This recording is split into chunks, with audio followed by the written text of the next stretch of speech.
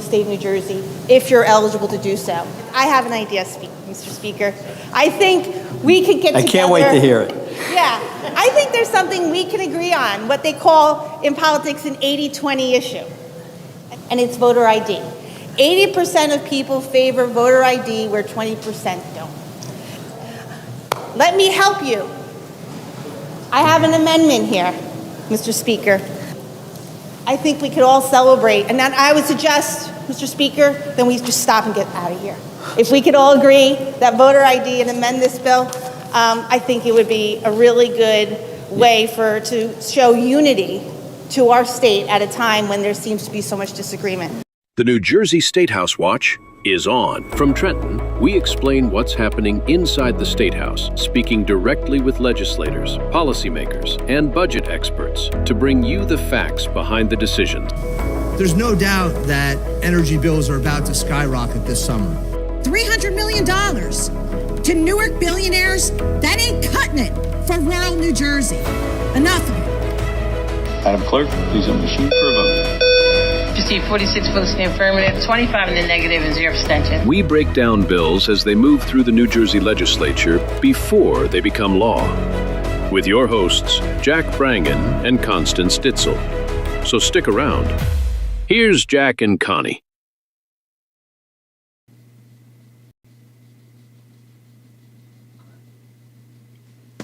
So good evening, everyone. Hi, my name is Jack Brangan, and I am here with Constance Ditzel. Good evening. Constance, how are you doing tonight? I am great. Okay. So, beautiful day, you can't complain. Yeah, so you are here at the New Jersey Statehouse Watch podcast, and we are on the second and fourth Tuesday of every month, and the purpose of our podcast is very specific. All we do is keep an eye on Trenton and all the bills going through the State House in Trenton. So tonight we have Vicky Flynn from, she's an assemblywoman from Legislative District 13, and we'll bring her on in a few minutes. But what we'd like to do first is just review what we have been doing the last couple of weeks, last couple of podcasts, and what's been going on in Trenton. In case you missed it while you were busy working, New Jersey has become a sanctuary state. And it has been a sanctuary state of sorts until since 2018. But since Mikey Sherrill became governor, the Democrats have really nailed it down very tight as far as being a sanctuary state. Because what they did was they added on a couple more bills. One was called the Data Privacy Act. Now, this is in addition to what was there already, but the Data Privacy Act, you might think the Jersey taxpayer that this bill would keep your data private, but this is not what this bill does at all. What this bill does is keep the data private of illegal aliens. So what does that mean? That means if your local police force happens to see a fugitive that ICE is looking for, and it's picked up by the automobile license plate reader, it will now be against the law for your local police force to give ICE a heads up. So that data no longer will be shared, where prior to this law, that data was shared. And that's vitally important because if you remember after 9/11, the main criticism was that the police agencies, law enforcement agencies, did not share data. So since then, there has been a concerted effort to share that data until you get to New Jersey and the sanctuary state. So Democrats have pulled that back. The second one, by the way, if the data was shared by mistake, that perpetrator can sue the state now. So they added that into the law that they can sue the state of New Jersey. So in addition to being a sanctuary state, the other thing is the Department of Health has pulled away from the CDC. For 70 years, almost 70 years, New Jersey has followed the CDC in terms of immunization. Mikey Sherrill is thinking better. She thinks she knows better than the CDC, and they have moved away from the CDC for immunization So your family, your children's immunization schedule now will be controlled by the New Jersey Department of Health, which, by the way, if you compare it to the CDC, which has 70,000 people, the Department of Health here in New Jersey has 5,000. The CDC has probably some of the smartest people in the world. I'm sure the ones in the Department of Health are very good. But the CDC has doctors that are doing groundbreaking research. The other thing that has happened is there's a bill that we're going to talk about a little bit towards the end called the John Lewis voter bill. Now, you think you might understand how voting works with the mail-in ballots and everything. Well, all this is going out the window. Everything's going to change with the John Lewis voter registration bill. So this is one that we'll spend a little time towards the end of the show, and maybe you could talk about the show itself. Right. What we are going to talk about tonight, we cannot get away from the state school district funding. Right. It's in every town. It's in every school board meeting. It's on the cover of all these local papers.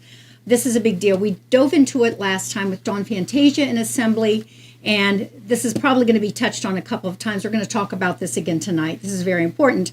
And as Jack already said, we're going to talk about the John Lewis voter bill. And this is kind of came as a surprise to us because this was voted on the day that the sanctuary state bills. We sat through all that on March 23rd. It was a rainy day. We were at a rally outside. We came in, we listened to the roll call, everything that went on, and I'm ready to click off and, this comes up. I was a little surprised about that. Yeah. So this is going to be talked about because we can't talk enough probably about the whole voter ID situation. So I think I'm going to introduce our guest because she knows about all of these things. Could you bring Vicky out? Bring her out of the green room.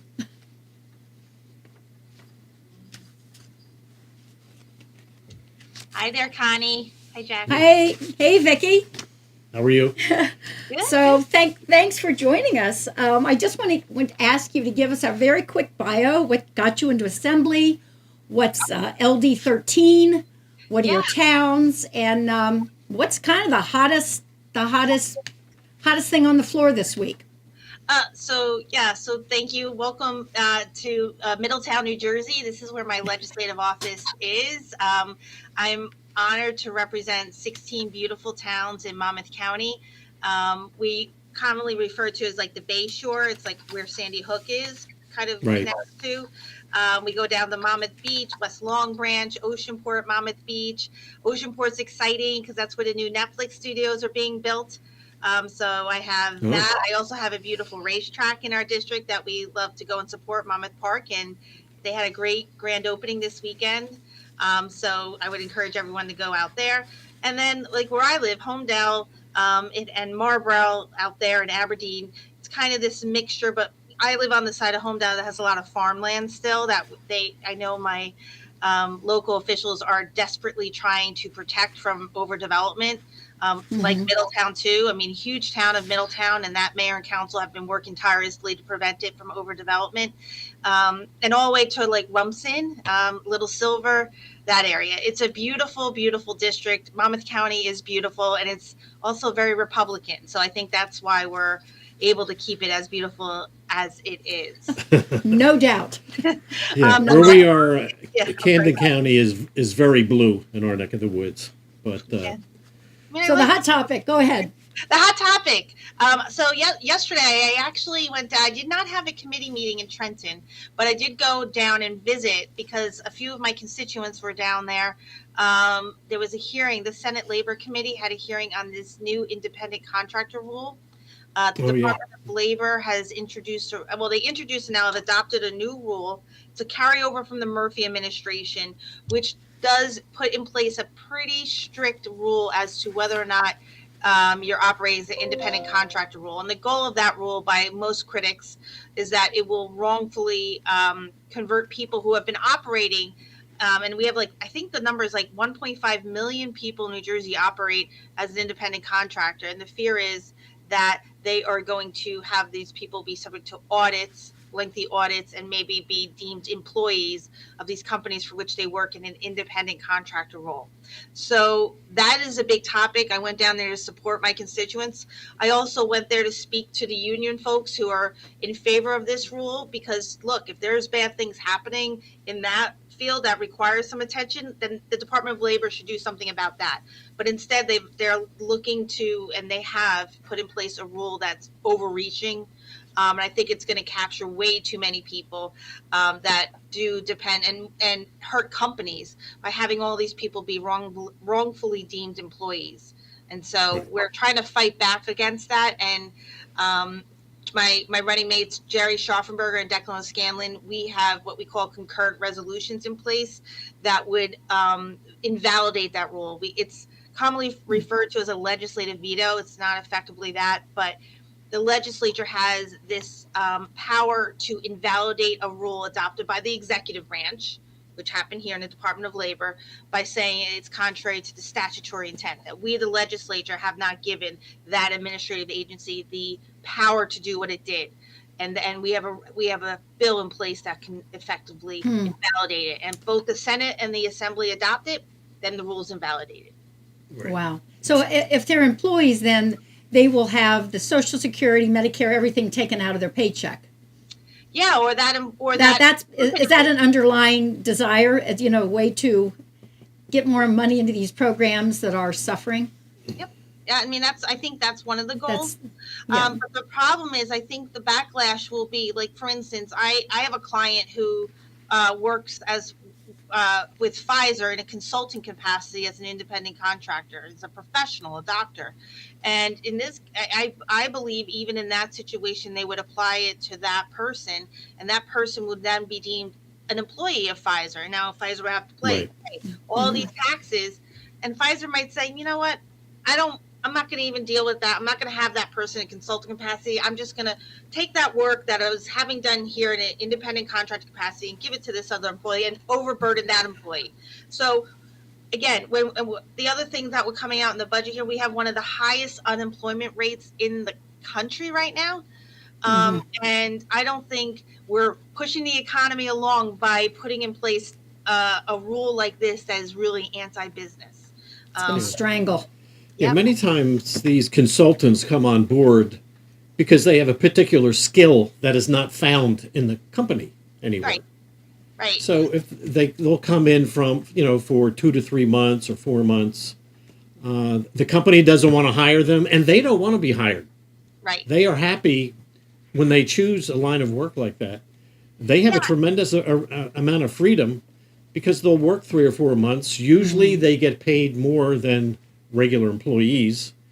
That's another minus. If he's forced to become, an employee, his salary is going to go down. Yeah. So there was almost 10,000 comments submitted in this administrative rulemaking process, and 99% of them were against it. The Department of Labor has pushed that aside as saying, well, they were all repetitive, so maybe it's not that much. It doesn't. Look, I haven't met one of the many different business makers, innovative people in this state that I represent that haven't told me that this is a job killer. This is not good for the economy. Look, if there's an issue we need to address in a specific sphere of industry, let's address that. And the legislature's happy to do it. Let's not one of the things is Uber, for instance. Uber, the ride sharing apps and all that. And the Department of Labor has been, engaged in enforcement against them from basically saying that all of these drivers that they have they're really employees. They're not independent contractors. And Uber and Lyft and all of them are pushing back on those enforcement actions. There's been some significant settlements reached between Uber and the Department of Labor on this. But if that's something you want to address, then let's address that legislatively. Let's not make sure like the working mom who wants to have a flexible schedule, or even me, like I'm a lawyer who has a husband who works at a company that has health insurance and everything else. I don't need to be an employee then of some other law firm at this point in time, because right now I'm a legislator, so I need flexibility with my schedule right now. No law firm. There's not many law firms that want to deal with the schedule of a legislator who is busy. So, being an independent contractor, we have contracts, but we act in that capacity, in a similar capacity, by doing different, work for different clients. That doesn't mean I'm an employee of all of my clients that I happen to provide legal services for. And that's the fear right now. And Well, we know what's going to happen. I mean, California did this, and there were tremendous layoffs. yep. So, Yeah. so there should not be any surprise about what's going And to I happen. think there was about 100 statutes passed to provide exemptions to various fears of the industries. And I'm sure a lot of lobbying that went around with that, a lot of campaign financing and fundraising to support those statutory exemptions. But that's what happened. Yeah. We don't have time here in New Jersey to be doing that. We got to focus on getting this economy working, focusing, as you said, Connie, about the state funding formula. I would love for someone to sit down and want to talk about that. Talk about the state health benefits plan that both our local and state and county workers throughout the state get, and it's a tremendously in financial straits. That's what we should focus on. We should focus on the fact that there's these whole, our municipalities are stretched way too thin.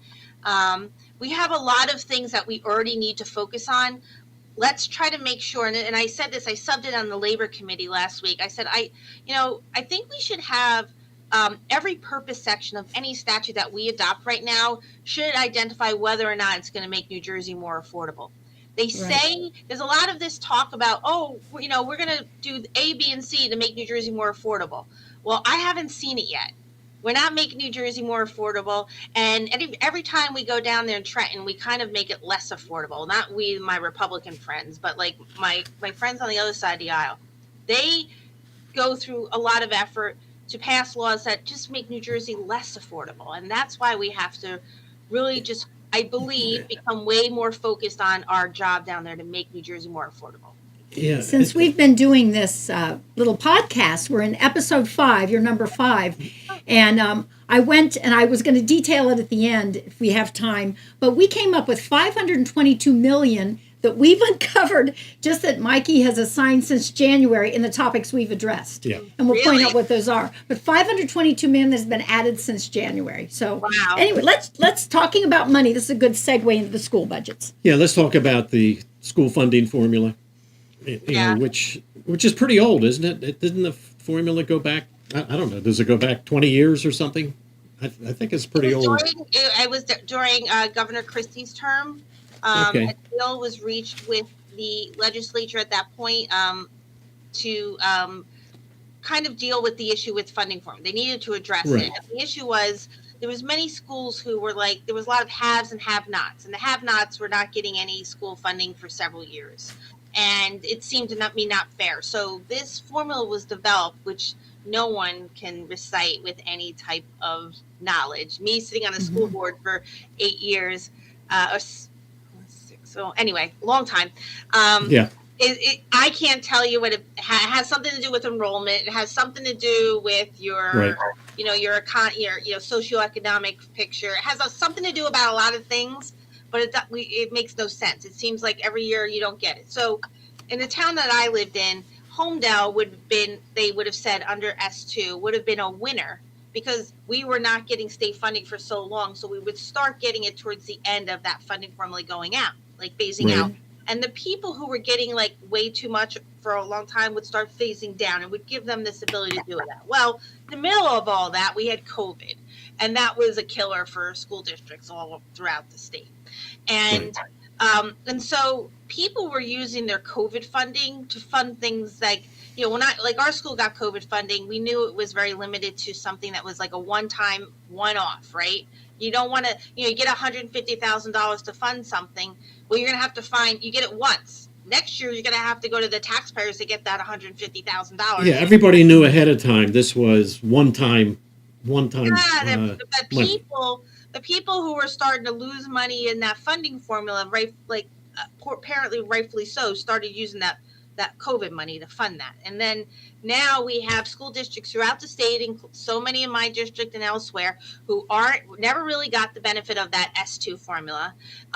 Were never receiving the funding that they were supposed to do, or they were in this boat of using all of this money that they got for COVID, and now they're like, oh wait, we're not getting it anymore. Who am I going to go to? The property taxpayer. And I believe it was totally drawn up to hurt towns like towns I represent, towns that have Republican representation. They don't get their fair share. Like the year that Middletown, a huge school, again, one of my biggest towns, they have 2 high schools in this town. Now, the year that they were about to receive, more in-state funding, like they went from one year, they got a lot of funding, the next year we're going to get that plus a lot more. The Department of Education came in and said, oh, wait, we're going to cap the amount that you're supposed to get. So they got less. That's not fair. There was a lot of things and games that went on with that. One of the first things I argue, first things I stood up on the floor to argue about was there was a bill to give $45 million to a pilot program for electric school buses. I stood up on the floor with an amendment to say, guys and gals, we should not be talking about this. Why isn't this money going to something like high impact tutoring? Why isn't it, we're in the throes of the end of COVID. We know there's a learning loss. And people used to be like, shh, don't say learning loss. Yeah, I said there is learning loss. You could see it. Yeah. Why aren't we doing something like that? And instead, $45 million went to an electric school bus at the end of COVID rather than to these purposes. And that's because they're so unfocused. And everyone wants to kick the can down the road and not solve this problem. And we're about, 4 or 6 weeks out of adopting a budget with yet again not fixing this funding formula and having states and schools all throughout the district cutting programs, cutting budgets, raising property taxes to cover it. It's a disaster. Yeah, let me ask you about some of these school districts because, after all this, the reality on the ground, there are districts that are selling properties and raising taxes in Cherry Hill.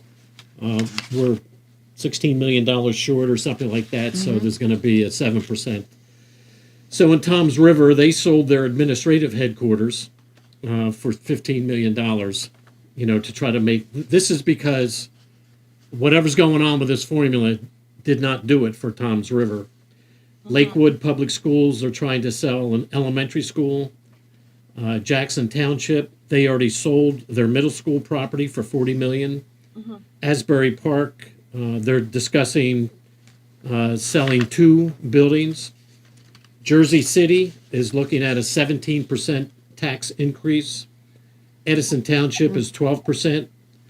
Hoboken, there's a 27% approved that would increase. That's huge. This is huge. Montclair Schools, 23 to 25% effective school tax increase. Toms River, 22% over 2 years. What are these districts going to do? I mean, first of all, they're selling these properties, which gets them through this year, but it doesn't take care of subsequent years. And increases like this, even 22% is a lot of money for anyone. Even in Cherry Hill, a 7%, you've got a lot of people that either don't have kids in the schools, and everything is going up. Meanwhile, you've got this Stay New Jersey and all these little tricks going on where you get money back, but now you're going to be paying more in taxes. I mean, what's the way out of this mess? Well, I think we have to, again, sit down with that budget and take a good pen to it and really start redrafting it and taking things that are budgeted for other less necessary items and put it back in these school districts. We have it, like you just said, have like if there's a sale of $1 million to infuse cash, they sell property, they get $1 million out of it. Where are they getting it next year? They still have to fund it next year. That's $1 million in that budget. And I don't know. One of the things I did a TikTok a little while ago about maybe we should bring these school budget decisions back to the voters. We used to vote on this budget in April. Right. And they moved it to they said, as long as you move your election to November, that's fine, but you have to stay within a 2% cap. Well, that promise has been blown through broken. And our taxpayers just aren't really given the full scoop. They're told that the federal funding is pulled, when in fact it was temporary COVID funding that was never meant to go on and on. So of course this is done to paint a bad stroke. And then on top of that, free pre-K isn't free. Free pre-K is coming out of the pocket, and that's going to double down in a couple years when that funding runs out. And they apparently use some of the COVID funding for that. Yeah. So free pre-K. In fact, that's one of the things that was added in Jan, 118 million for the free pre-K. Maybe Mr. Producer can put up that Cherry Hill newspaper clip. Have that available.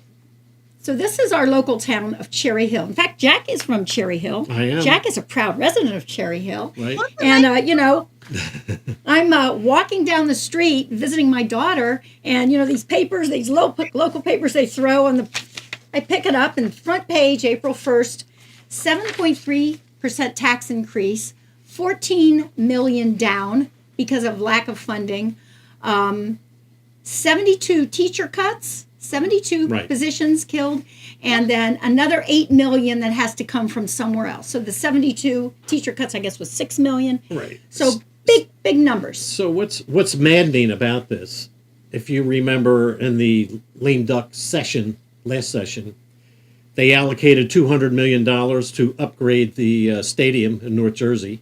Mm-hmm. That was $200 million in tax credits. There was another $26 million that went to the World Cup for advertising and that sort of thing. You know, this is, the priorities. I don't think they're serious about this. I don't think so either.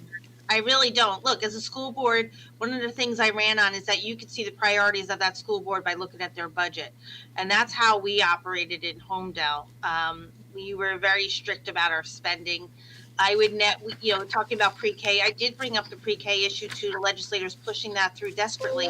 Number one, you were putting people out of business, young, usually women-owned businesses, minority-owned businesses who operate pre-K programs by doing this. That was number one.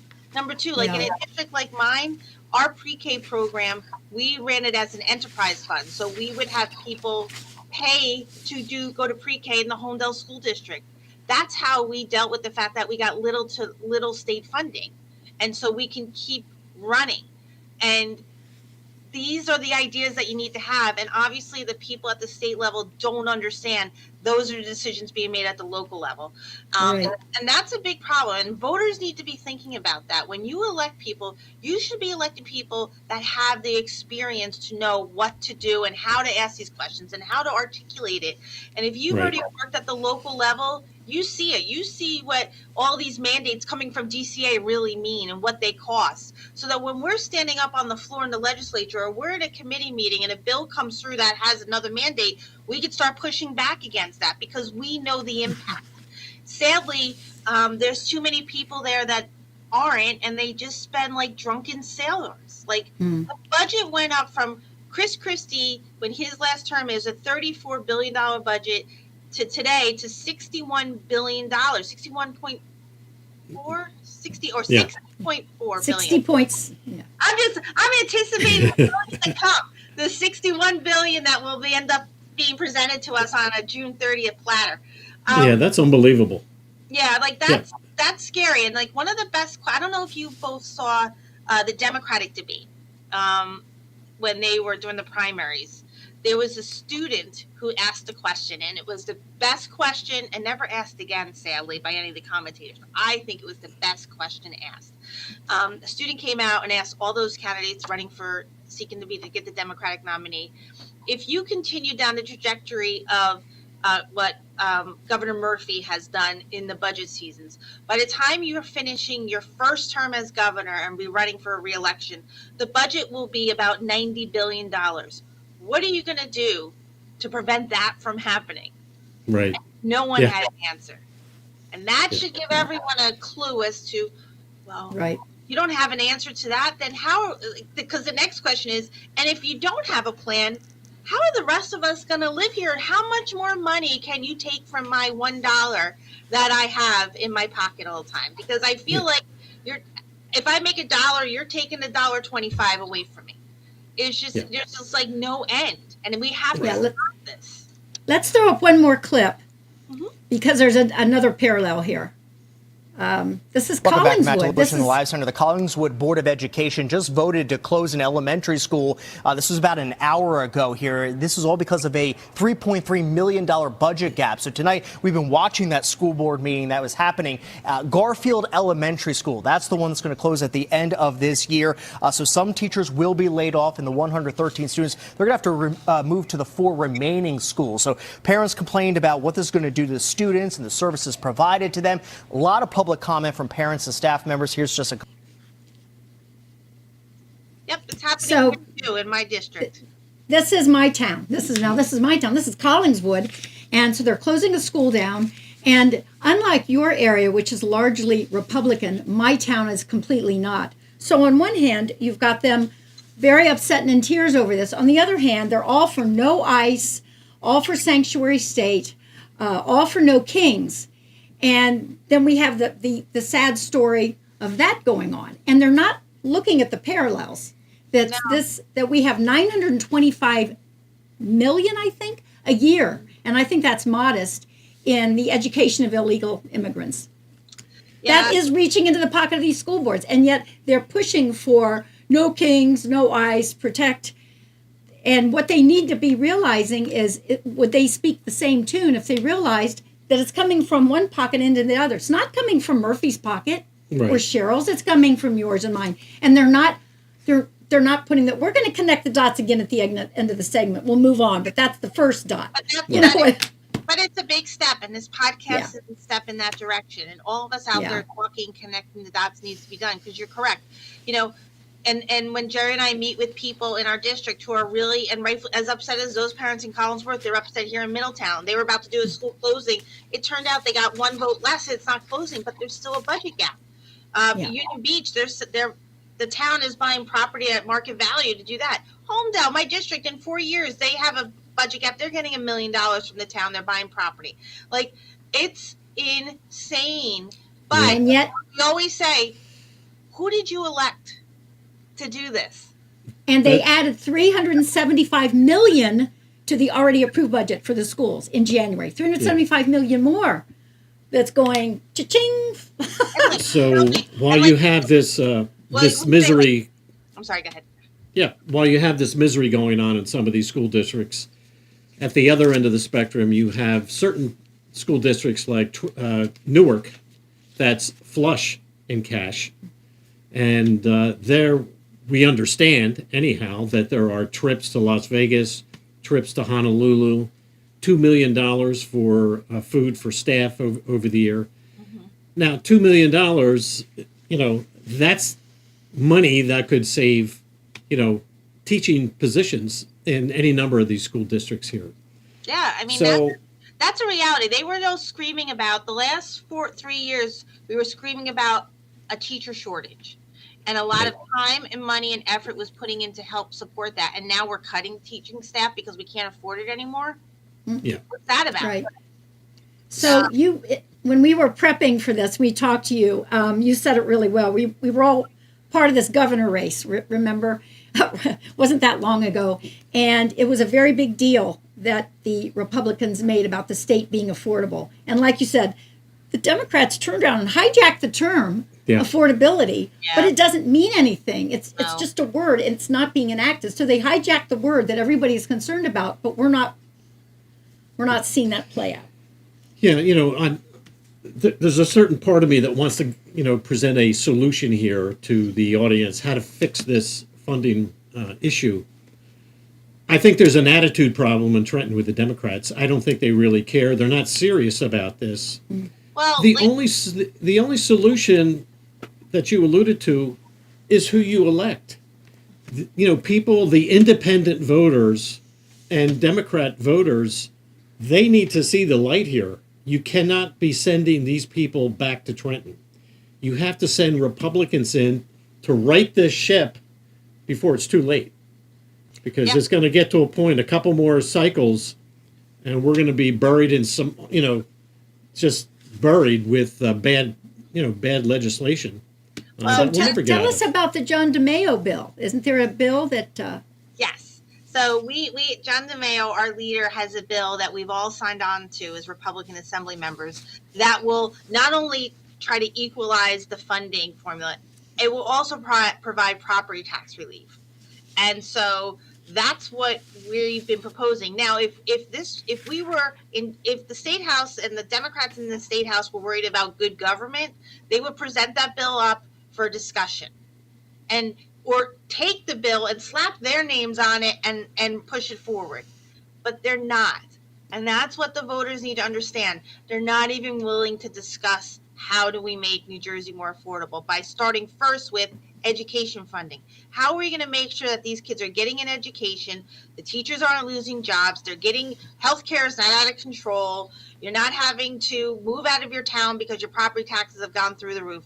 What are we doing about that? That should be a priority, and it isn't, because no one would even give the John DeMaio bill a moment in the education committee. Vote no to it. But my God, put it up. We've watched your sessions. As soon as you make an amendment to any bill, it's tabled, and then they vote on their bill. So the John DeMaio. This bill, it was introduced last session, right? Yes. Now, I don't want to sound like Jack. I don't mean to interrupt, but we do a lot of complaining and arguments, present arguments in the assembly, but we don't want to be presented as people who don't have ideas. We do. We want to solve these ideas. And about 10 years ago, that used to happen up till maybe 5 or 10 years ago. That's how things got done in Trenton. No matter who was whoever was in the governor's office or whoever was in the legislature, the parties used to work together.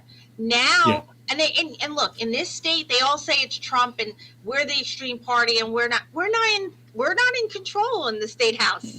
So you can't say that about me. It's the Democratic Party that is being ruled by its most extreme. And quite honestly, I'm afraid for that party. I would rather have the party of the Democrats from 10 years ago than what we're seeing now, because what we're seeing now doesn't result in us being able to sit down and talk rationally about these type of ways in which we could work together and solve problems for New Jersey. We are being ruled by an extreme, and it's getting worse, an extreme angle from their side of the party. And I wish and I pray that the Democrats would stand up against that part of their wing of their party and start legislating, start operating like they used to, closer to the middle, because right now they're listening way too much to that extreme end of their party, and they got to stop. So this bill, which represents a solution, right, to the school funding issue, can't even get onto the floor without going through Craig Coughlin and Lou Greenwald, right? So these two guys are sort of blocking any of the Republican solutions. So these bills sort of die on the vine. They never see the light of day. And this is a disservice to the citizens of New Jersey. This is horrible. And the only bills that really get put forward are Democrat bills, which don't really fix anything. They just make things worse. Yeah. So there's, I don't know.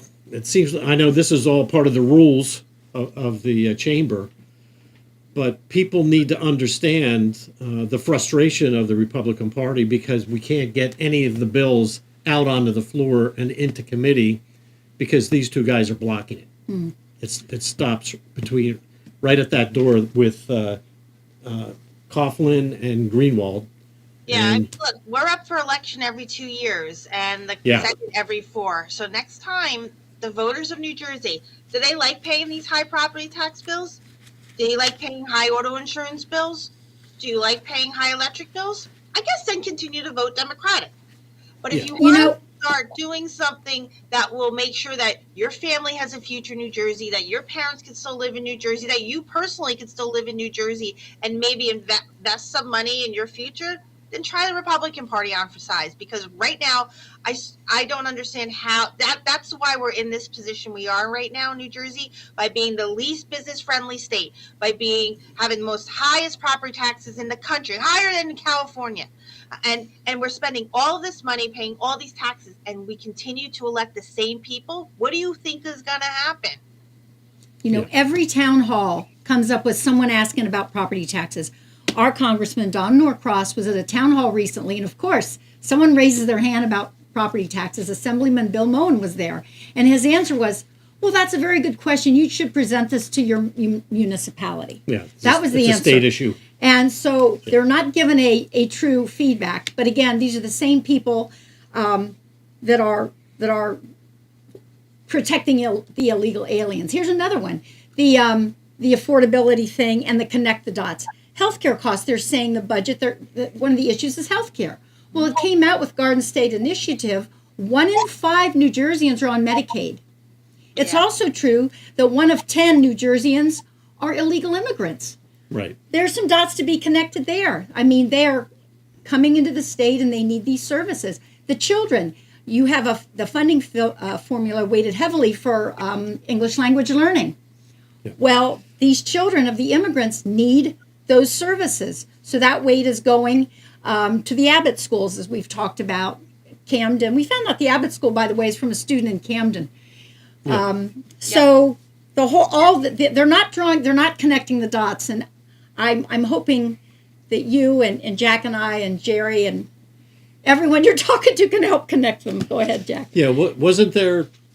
Did you mention 7 school districts take up 10% of the state budget or something, or 12 was it? Yes. So remember, let's go back. It's a $60 billion budget, and 10% of that, I believe it's 10. Okay. 10% of that budget, or set, it's between 7 and 10%, but I think it's 10% of that budget goes to 7 school districts. 7 schools in the state of New Jersey. Yeah. That's all you need to know. So maybe we focus on that, those 7 school districts, and try to peel off some of that money and give it to these other school districts. You could solve a lot of problems. Yeah. Well, not really. One of those 7 is Camden, and they're in a $91 million deficit this year. Oh, I didn't know that. Camden, get a load of this. Camden is run by the state. They want local control of their school board. Since 2013, the state of New Jersey is their superintendent, and they are $91 million deficit, and they're one of the Abbott schools. And good question. Yeah, I mean, how does the state run it? And it's 90. What happens when we put the state in charge of something? Do they ever come out on the other side of we're saving money? Yeah. There's some relief. No. It never gets better. No, it doesn't. And it's sad because you know what? We just spent 25 minutes talking about money, which of course as a good Republican is very important to me, and how we could solve these problems. But you know what we're not talking about? How are we improving the quality of the education for these students who need it most? What are we doing to make education more meaningful for these students? What's one of the reasons I ran? It was so exciting when I first ran for the Board of Ed, when my daughter, who's now a junior in high school, she was just a baby. She was just born. I used to live in Nutley, and they wanted me to run that year that I was pregnant with my daughter. And these were during the April elections, and she was born in April. So I was like, no, I'm not doing that. I ran the following year. As a board member, it was a really exciting time because everyone was talking about innovation in education. How are we going to enhance the education? We were talking about the fact that the type of education kids needed then, we couldn't even imagine for what kind of job in the future, because so much was going to change. And look where we are, AI. No one in the early 2000s were educating about AI, but we had, so what they did say was, but look, we have to make sure these kids are getting a quality education in math and science, because we believe that would set up kids for the best likelihood of success in their future. And Vicky, math and science needed to be a priority. And there was huge priority, money, funding, programming, to try to push that in to make it accessible to everyone. No one is talking about that anymore. 17 years later, no one's talking about that anymore. We went to the Board of Education meeting in Trenton just last Wednesday. Yeah. The open comment for Board of Education, they're very proud about how many students they're graduating. Nary a word about how the basic skills are so poor in these top schools, Abbott schools. They talked about absenteeism as an issue. Okay, so the students are absentee. The basic skills are suffering, but they're very proud of how many are graduating. Yeah, but their graduation rate is also a falsehood, because it is. Yeah, the standard for what's considered to be, the absentee rate has changed. So like a kid could miss like a half a year of school and still not have been, have a chronic absenteeism issue. So if a kid misses a half a year of school, how are they graduating? There's no standards applied anymore. I've sat there where they've lowered standards by bills in the legislature, and I'm like, what are we doing? Stop this. You have to stop. Think about these kids as if they were your own kids. You want the best for them. Where's that? I don't see evidence of that at all when we talk like this. I just don't. So I would tell these school districts at this point, if you want to fix this whole problem, you need to get Democrats out. The next time you get into that voting booth, you need to elect Republicans. And I'm asking independents and the Democrats to make that switch when you get in the booth. That's the only way we're going to fix this. Yeah. Because the Democrats, they're just not going to do it. They broke it, and they're just going to keep breaking it. Hate to do this, but speaking of voting, we're going to flip and talk about voting. We have about, we're moving along here, so. Yeah, so the... one thing to you, this, Jack, and then it will help, because it deals with elections. When I when I first got into the legislature 2 terms ago, it was at a point where we had, I think, 34 or 36 Republicans out of the 4. So we need 41 is a majority. So when we got that close, and we had the most women, too, in the legislature at that point in time, that's when it was like we were going back to reasonableness. We were going back to working together. They needed us on a lot of votes. Now that we're down in the low 20s, they don't need us, and they're acting like it. So that's why it is really important. That's what happened in 2 voting cycles. We went from having this almost a majority to now, Watergate numbers. So that's why it's important that voting needs to be safe, secure. People need to trust it. And so I'm sure that hopefully that transitions nicely to what you're about to talk about. But I don't know, maybe not. This is the John Lewis voter registration bill. Is that the name of it? Yeah, John D. Lewis. It's a bill that was drafted to again create division. Yeah. I believe there was a lot of talk about how there's voter intimidation, and we needed this bill, which is creating an entity within the Department of Treasury to look at voting patterns, to look at what's going on, and issue reports that would make sure that we didn't have voter intimidation going on in the state of New Jersey. So this is sort of a false. I mean, the last gubernatorial election had more voters than in the history of the all elections back to the 60s. Mm-hmm. Far more. In fact, there were so many more. It's sort of suspect where all these people came from, because through the years there's been a fluctuation of maybe when you add all the votes from election to election, it's about 200,000. Up or down from election to election. There were 700,000 more people that voted in this election that came out of nowhere, of which, by the way, Mikey Sherrill got 500,000 of those votes. Yeah. So the numbers are a little wacky here, but nobody's being intimidated, that's for sure.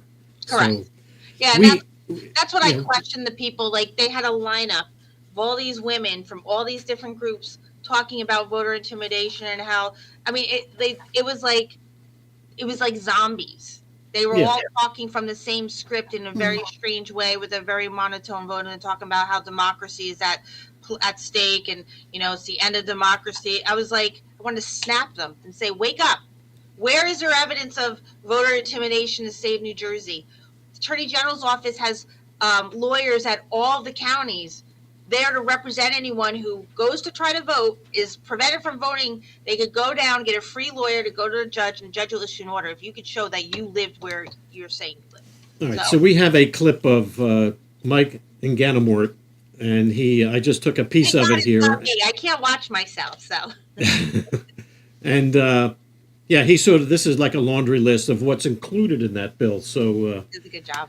Mr. Producer, maybe you can put that up. Judges in New Jersey would be able to overturn election results, redraw district boundaries, change the dates of elections, increase the size of a town council or other governing body, change the deadline for returning ballots, change the method of an election, such as ranked choice voting, change the length of someone's term in office. In other words, totally reinvent major election processes. And on top of all of that, for good measure, it outright bans voter ID. Yeah. Or it was cut off. Voter ID. Yeah. So this is a major change in voting. If we go to ranked choice voting, that will be the end of anybody's understanding of how voting takes place, because it's a complicated process. And we can And thank, we can thank Andy Kim and his gang for all of this. This is what I remind people daily. So how did he did he introduce it on the federal level? Is that No, it just in terms of like getting rid of the party line, it's that whole group of people who want to say we're not going to be ruled by the party bosses. They're destroying the Democratic and Republican Party so that they can get control of these seats. So that's what this is about. Okay.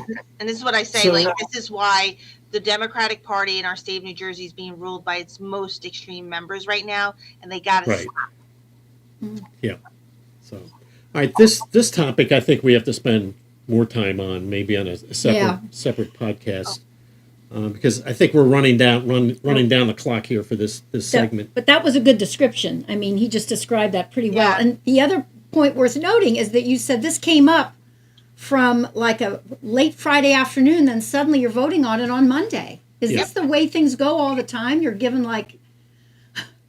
Yes. Yeah, the other tactic that the Democrats are putting into these bills, in the voter privacy bill for the sanctuary state, if the data is shared with the police force and ICE, that perpetrator can sue the state of New Jersey. I mean, they're not friends of law enforcement, so... No.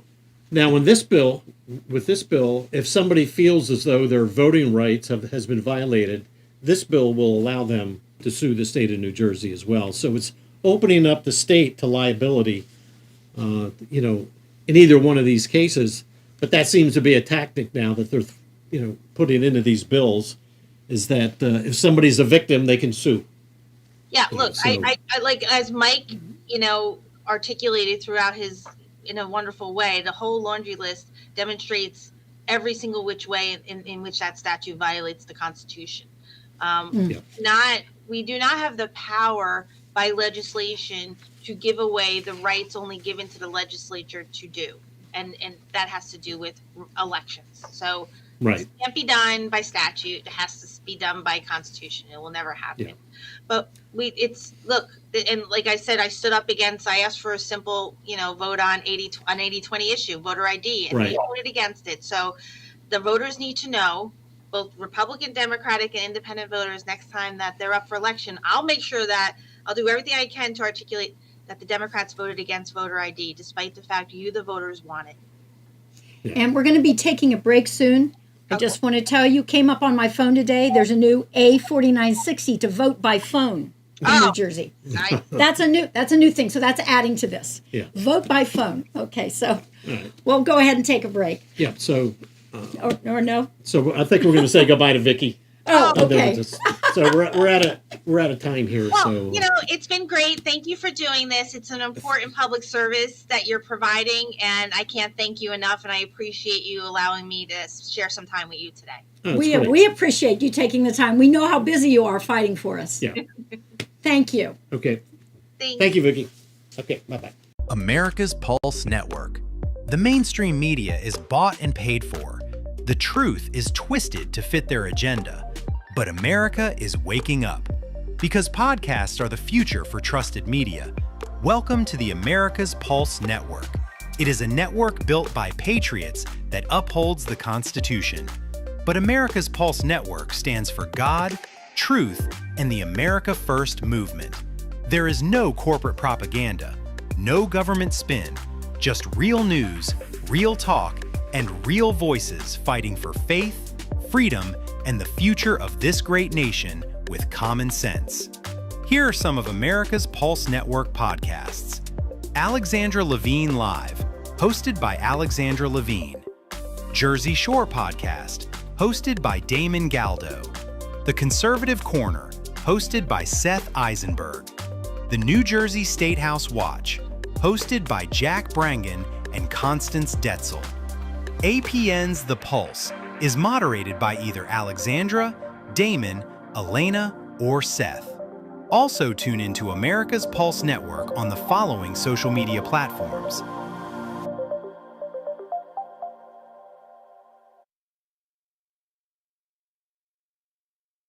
join the revolution, because the pulse of America beats for God and country. America's Pulse Network is for faith, family, freedom, and truth. Okay, so we are back. We have a few minutes here. I think we didn't get nearly enough time to talk about the John Lewis bill. We really need to dig into that because we started the show with some of the changes that have taken place since Mikey Sherrill came into office. And, you go down this list, and now the whole voting process is going to change. And the power is going to shift from the local county Board of Elections to a brand new department that's going to be in the Department of Treasury that's going to be created, yet another department which this government can ill afford. This is just startup is going to be almost $3 million, to get that department started. This is not a department that's going to stay small. No, so year no. after year, this is going to be another drain on this budget. And I really think we're at a part. Keep in mind, there's based on the report from Paul Kinitra, there's 1 million people that have come into the state of New Jersey that are illegal aliens. They don't arrive here with their Blue Cross and Blue Shield card, Right, or their right. Aetna Medical or Delta Dental. They arrive with nothing.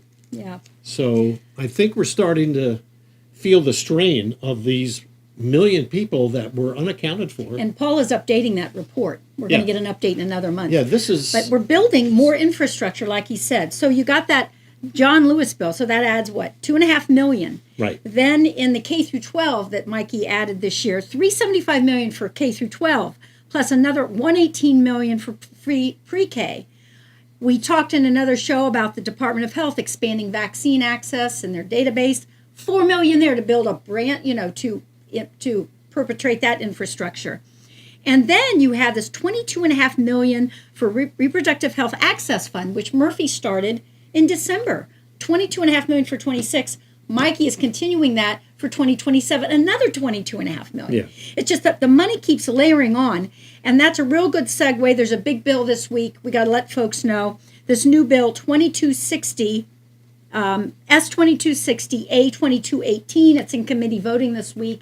It would create criminal and legal protection for abortion providers, even when those minors might be brought across state lines without parental consent, and doctors who offer services related to gender dysphoria. Our concern is we went to this New Jersey Coalition for Human Trafficking, and we found that human trafficking is very big at large sporting events. We have a big sporting event coming up with the World Cup. Right. So now we have this new law for the sanctuary state.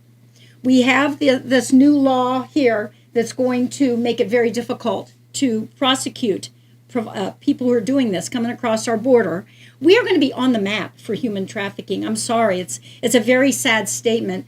I want to urge you to vote against it. I'm going to tell you just where to go. NewJerseyFamilyPolicy.org, NJFPC.org. Learn all about it. Get on there and urge your senator and your assemblyman to vote no. Okay. NJFPC.org, family policy. So we're getting the signal from Mr. Producer here. We have upcoming guests. We just had Vicky here, so on May 26th, we're going to have Brian Bergen. Brian is from LD 26. I'm not exactly sure where that is, but I'm sure it's close by. Mm-hmm. He is another advocate for the Republicans. Chris Russell, apparently he was, a lot of people know him. I've never met him, but he was a consultant to Jack Ciattarelli, and so I want to know what happened. And also, in general, just how these campaigns work. Yeah. We want to talk about that one specifically, but in general, a lot of people would love to hear how this behind the scenes Right. works. And then on June 23rd, Audrey Lane, that'll be a discussion about, everything that we talked about tonight with Vicky boils down to the budget and money. And Audrey Lane can help us understand whether we're in good shape or really bad shape from a budgetary standpoint. Right. So I think that wraps it up for this podcast. I think it does. We could have gone into so many more things Right. on that voter bill and the budget. Look at your local papers. A lot of it's in there about the budget. Yeah. Keep an eye on them. Those little local papers are sharing an awful lot of information. Yeah. So thank you all very much for tuning in. And on May 26th, Brian Brangan, and we'll see everybody then. Good night. Thanks. Thanks for joining us on the New Jersey Statehouse Watch. Join Jack Brangan and Constance Ditzel every second and fourth Tuesday of the month at 7:30 p.m. Watch the show live at njstatehousewatch.com or listen anytime. Download the podcast on Apple, Spotify, Amazon Music, or wherever you get your podcasts. We'll see you next time on the New Jersey Statehouse Watch.